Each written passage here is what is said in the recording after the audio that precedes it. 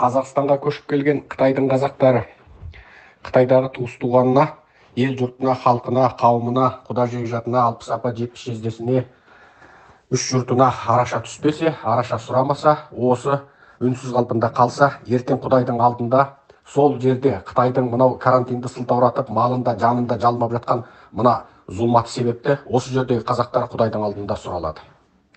Біз бір-бірімізден сұраламыз. Күйеуі әйелінен сұралады, әйелі күйеуінен сұралады, әке-шешесі баласынан сұралады, балалары ата-анасынан сұралады. Біз бәріміз бір-бірімізге сұраламыз. Құдай шын мәнінде бізді сөйтіп бір-бірімізге жауапты қылып мына дүниені жаратты. Бұл жаратушы Құдайдың формуласы солай, заңы солай. Қасиетті кітаптарды оқы, Інжіл, Зәбір, Тәуратты оқы, Құдайдың соңғы кітабы Құранды оқы. Бұның бәрі кәдімгі тура ойып жазып қойған Құдайдың заңы, формуласы. Оны ешкім өзгерте алмайды. Қытайда қорлық көріп жатқан қазақтың біздің ойнымызда қақысы бар.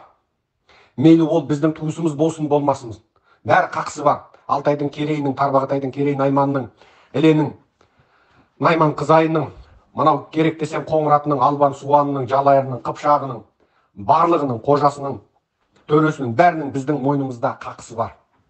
Олар дәл қазір жан алып жан беріп жатыр. Қытай өкіметі мына концлагер деген мәселе халықараласып кеткеннен кейін енді мына коронавирус деген мәселені сылтау қылып, олардың малын қынадай қырып жатыр. Міне мен халықаралық ақпаратқа дабыл қағып қанша мәрте жазғыздым. Міне тағы бүгін бір мақала дайындап жатырмыз. Бұл жерде Қытайдағы қазақтың малын қырады, мақсат Қытайдағы қазақтың қолындағы жерді алу. Қытайдағы қазақты тентіретіп қайыршы қылса, қолындағы жайлау, қыстау, көктеу, күзеуін, шаппалық жерін, егістік жерін тартып алса, қазақ кәдімгі жерсіз тақыр таза халыққа айналса, сосын оның еркегінде, әйелінде ішкі Қытайға құл ретінде жұмысшылыққа жібереді. Мәлкілдеген пенсияға шыққан шал күзетшілікке ол жерде $1000 кергіп жұмыс істемейді, бірақ қазақтың тепсе темір үзетін атпал азаматтарын ол жерде $100, $150 құлдыққа жұмысқа жегеді. Сөйтіп жерден бір айырады, өзін бір құлдыққа салады. Қытай 2 алып биге шықпақ түгілі 3 алып биге шығады. Анау қазақтың қолындағы ең шұрайлы жерлерді Қытайдың қонысы қылады. Ішкі Қытайдан миллиондаған Қытайды қоныстандырып, Шыңжаңды, яғни Іле, Алтай, Тарбағатайымызды Қытайға толтырып, ертең екінші қадамда Орта Азияны, Қазақстанды жаулау үшін өздерінің әскери демографиялық саясатын жүргізеді.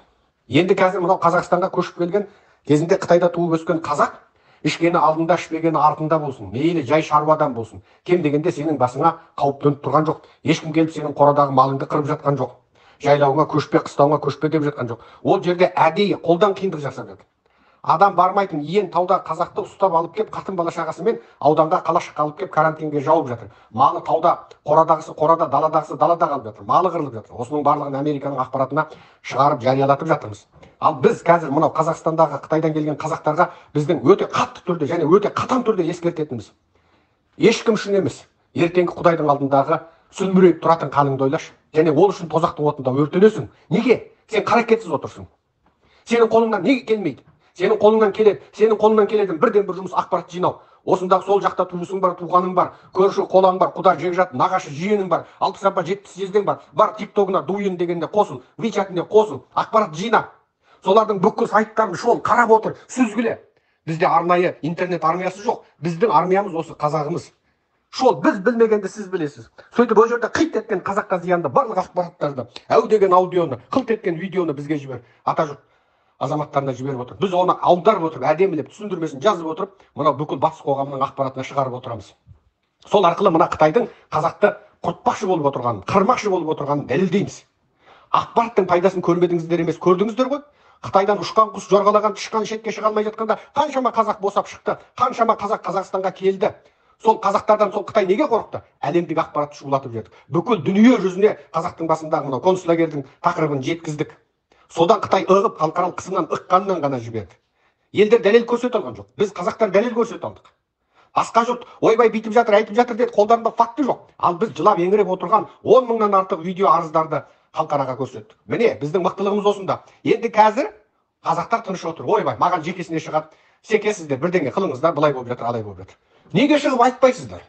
Өзіңіз жаңағындай дәлелді бізге жіберіңіз. Біз жеткізейік, ашығын ашық, жасырынын жасырын жіберейік. Ал тіпті болмаса мен Бәленбай Түгенұлы, мен қазір мына Қытай жақтармен хабарласып жатырмын. Мынандай сұмдық болып жатыр, мынандай уақытта, мынандай жерде былай болып жатыр.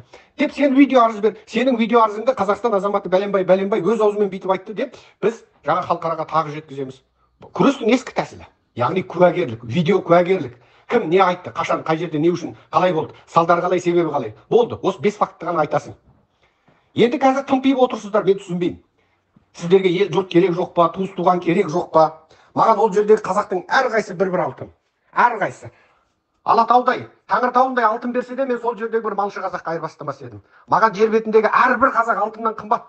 Осы сезім әрбір Қытайдың қазағында болу керек. Қазір енді басқа жердің қазағы сұмдық қырғынға ұшырап жатқан жоқ. Иранның қазағы аман, Монғолияның қазағы аман, Өзбектің қазағы аман, Түркияның қазағы аман. Енді зұлымдықта, қорлықта, тауқыметте жатқан тек Қытайдың қазағы. Сол үшін біз оған шыр-пыр болып араша түсуге тиістіміз. Және бұл тек Қытайдан келген қазақ емес. Әрбір қазақтың міндеті. Намазымды оқып тоңқаңдай берсем болды, Құдайға жағам деп ойлама. Құдайдың қарғысына қаласың. Намазыңды күніне 5 мәрте емес, 500 мәрте оқып отыр.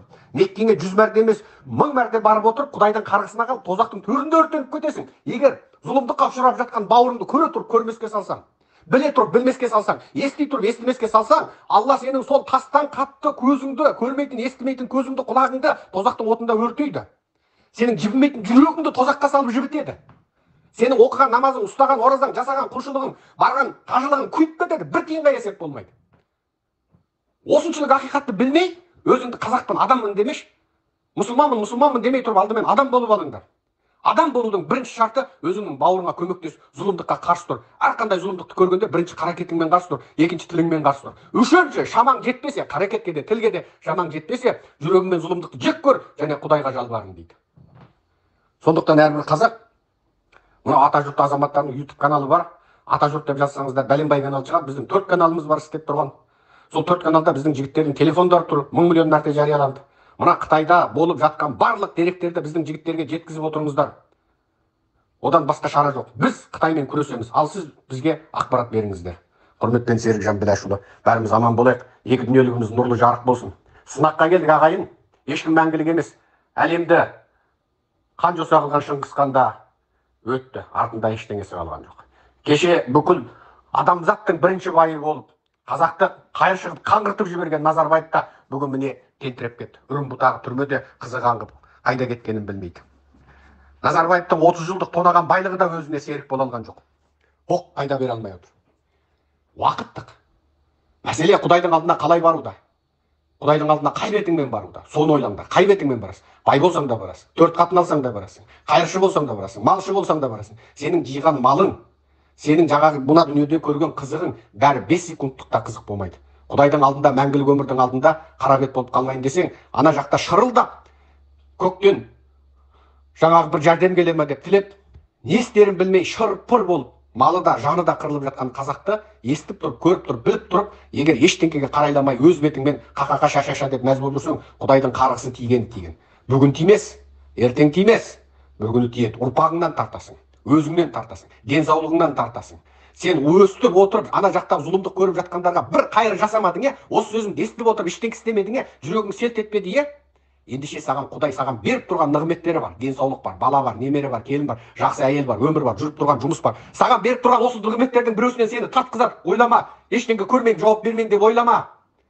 Құдайдың камерасы барлық жерде бар, және ол тоққа жалғанбайды.